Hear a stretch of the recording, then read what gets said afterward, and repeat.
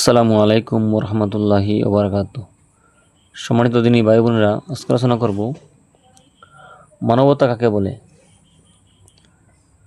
ফয়জাল ইবনে আয়াজ রহমতুল্লাহ বলেন, যার মধ্যে 8টি গুণ থাকবে তার মধ্যে পূর্ণ মানবতা রহিয়াছে।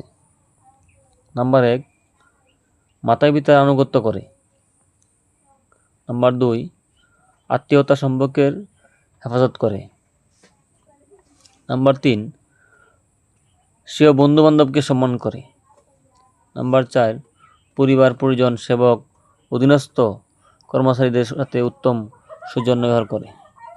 নাম্বার 5, সেও দিনদারির হেফাজত করে। নাম্বার 6, সেও সম্পদের প্রতি আসক্তি থাকিলেও প্রয়োজন মতো খরচ করে। নাম্বার 7, খুব সতর্কতার সাথে কথাবার্তা বলে, মানুষের গীবত করে না, মানুষের যে পরনিন্দা করে না, মানুষের ক্ষতি করে না। নাম্বার 8, অধিকাংশ সময় সেও গড়ে কাটায় এবং অযথা কথাবার্তায় মজলিসে সময় নষ্ট করে না।